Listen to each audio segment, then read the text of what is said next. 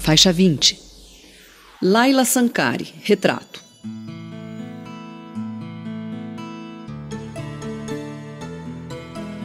Laila Sankari é filha de pai libanês e mãe descendente de alemães, mas tem a aparência de uma Madonna italiana do período renascentista. Os olhos esverdeados e cabelos loiros acobreados dão calor ao seu rosto bonito, bem proporcionado com a altura do seu corpo elegante. Quando Laila ainda era bebê, sua mãe percebeu que ao bater palmas, ela não se mexia. Laila nasceu com surdez parcial profunda, ou seja, ouve muito pouca coisa, ainda assim apenas em volume mais alto. Como a irmã mais velha, Narina, também é surda, a família, que morava no interior do Paraná, mudou-se para São Paulo, onde teriam melhores condições de dar assistência às filhas. Laila, ainda criança, frequentou uma escola especial, mas logo teve que passar para um colégio regular, que não tinha intérprete de Libras. Tinha então 17 anos e já havia feito muitas aulas de fonoaudiologia, que resultaram em uma modulação bonita da sua voz ao falar devagar, porém perfeitamente. Laila é oralizada. O fato de falar bem dificulta a percepção imediata da sua condição de deficiente auditiva, e ela, em seu primeiro dia de aulas no colégio regular, não entendeu quase nada. Quando o professor se virava de costas para escrever no quadro negro, a situação era pior. Ela perdia a leitura labial e criavam-se vazios de compreensão.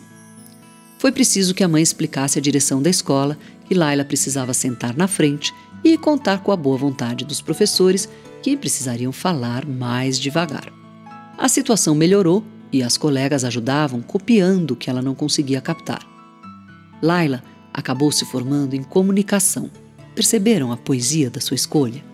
E muito cedo começou a trabalhar na Prefeitura de São Paulo.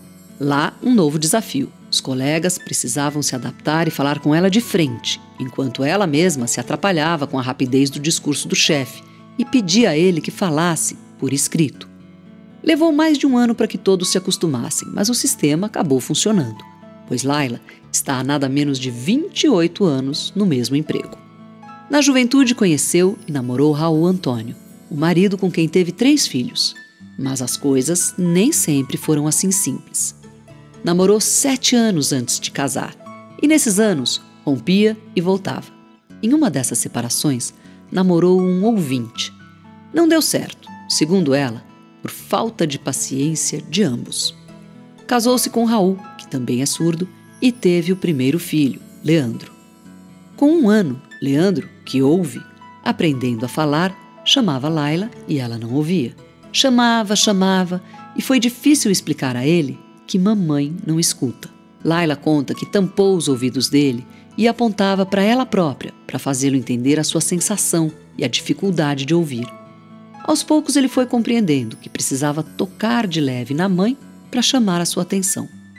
Por outro lado, acostumado desde que nasceu a ver os pais se comunicando por sinais, Leandro, desde sempre, comunica-se perfeitamente movimentando as mãos em libras, a língua brasileira de sinais. Para ele, como para todo primeiro filho, deve ter sido mais complicado entender a diferença de sistemas de comunicação dentro de casa. Já os irmãos mais novos, Rami e Tariq, ambos também ouvintes, foram imensamente ajudados pelo próprio Leandro, que lhes explicava não apenas que papai e mamãe não escutam, como também fazia a ponte, até que eles próprios adquirissem a compreensão necessária para se expressarem através dos vários códigos de comunicação. Se a vida de Laila parecia fluir bem no âmbito familiar, a de Raul Antônio, formado em arquitetura, não estava tão fácil. Depois de passar no concurso estadual, o médico local não aprovou seu ingresso no quadro de funcionários, porque era surdo. Atualmente, a legislação protege as pessoas com deficiência desse tipo de arbitrariedade burra. Como naquela época a lei não existia, esse foi um revés que deixou Raul com uma mágoa enorme, dificilmente superada e não sem razão. Hoje, 20 anos depois do ocorrido, ele faz inclusão digital, mas, de lá até aqui, um longo e árduo caminho foi percorrido. Para criar os filhos, Laila se lembra de ter lançado mão de vários expedientes pouco ortodoxos, principalmente quando eram bebês e ela não podia ouvi-los chorar ou chamar. Assim, a babá eletrônica adaptada, piscando rápido e com luz, indicava um bebê chorando. Apenas piscando era o sinal de que ele estava acordado. Luz piscando com intervalos longos significava a campainha da casa. E assim ia. Laila acha que hoje até existe uma maior facilidade de comunicação por conta das novas tecnologias, que oferecem aparelhos como as webcams, que permitem que os surdos se comuniquem através de sinais, etc. No entanto, ela também percebe que, com a cultura da pressa, cada vez menos as pessoas têm paciência para falar devagar e dispensar o tipo de atenção mais focada que uma conversa com um surdo requer. Laila cita ainda o exemplo das emissoras de TV, que só trazem intérpretes de Libras para a programação jornalística ou apenas para as principais novelas, e assim mesmo, somente à noite. Considera isso insuficiente, e com razão. Que critério é esse, afinal, que decide que os surdos só precisam ver TV à noite e apenas a telejornais e novelas? E os outros programas? E o entretenimento puro? Os game shows, os programas de culinária, os femininos, os jogos esportivos, os educativos? Por que limitar ainda mais o universo dessas pessoas por pura preguiça? Ou pior, por um critério de economia estreito e míope? Laila é muito elegante para gestos bruscos ou para armar barraco por qualquer coisa. Mesmo assim, com seu jeito suave e a sua postura deslizante, ela segue em frente com a firmeza da verdadeira suavidade. Devagar, aponta necessidades que, aos poucos, vão sendo supridas. Como as chamadas de hospitais, aeroportos, estações de trem e metrô, por exemplo, que são sempre feitas por voz, fazendo com que uma enorme quantidade de deficientes auditivos perca o avião, compromissos e consultas médicas importantes por conta de não ouvirem o chamado. Problemas de tão fácil solução. Basta acoplar um aviso luminoso, luzes piscando para que elas saibam que algo está sendo modificado, ou mesmo que chegou a vez na consulta ou a hora de embarcar. Mas, para que ocorra a mudança, é preciso que se adotem políticas públicas e seja incorporado um procedimento padrão. Voltando a Laila, Raul, Antônio e seus 3 filhos. Pergunto a ela se tem um objeto de desejo, como um super aparelho de audição, se há uma nova geração de aparelhos com tanta evolução tecnológica. Surpreendentemente, ela me diz que não, que os aparelhos para surdos evoluíram muito pouco nos últimos anos. Com o que você sonha então?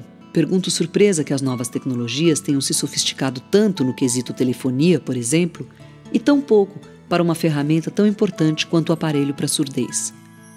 Sonho com mais intérpretes de Libras na televisão, responde ela, e seus olhos verdes brilham ante a perspectiva de ver TV o dia inteiro e compreender integralmente o conteúdo da programação. Tá aí a sugestão.